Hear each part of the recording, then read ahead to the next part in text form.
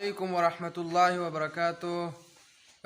دا ټایم زمونږ سره موجود دی قاری رحم الله صاحب. د دې نه مونږه اسلامي یو څو کوېسچنې کوو، دا به مونږ له د هغې جوابونه راکوي.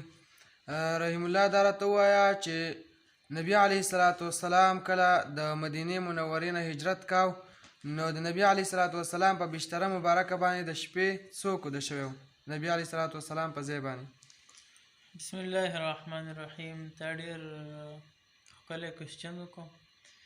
داسې کوېسچنې دا کول ډېر ښه. نو کله چې نبي علیه السلام د مکې نه مدینې ته هجرت کوو، نو د هغې په ځای باندې یو داسې کس په کار و چې دا ډېر بهادري او دا د هر چا مقابله شي کولی. نو په مکه کې اوس داسې کس بل نه و چې هغه د مشرکینو او بیا د پیغمبر علیه السلام په بستره باندې د شپه کلی وي.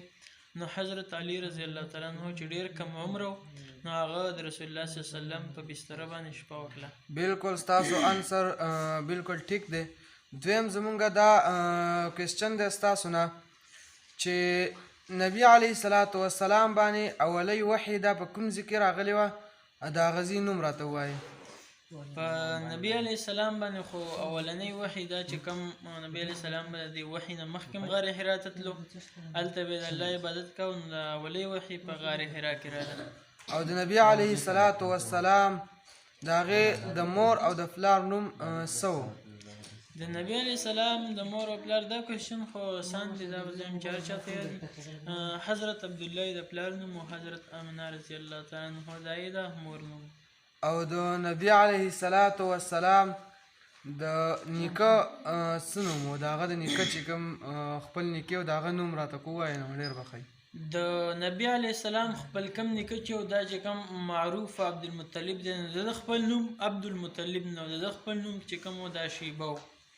دا مطلب چې کوم دی دا د شیبه تره و. دا شیبه په وړوکوالي کې د مطلب مکې ته راوړی و، د ځان سه په اوښ باندې سور کلی و.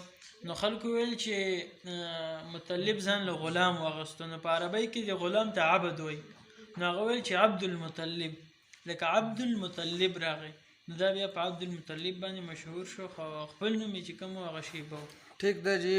نبي علیه الصلاة والسلام چې کله د مدینې منورې نه هجرت مدینې منورې ته وکړو، نو اولی هغه کوم جومات جوړ کړو او د هغه جومات مسجد نوم څه و؟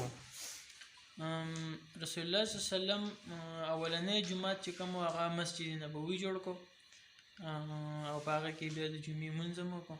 ډېره مننه ستاسو د وخت راکولو. یو جهان مننه. والسلام.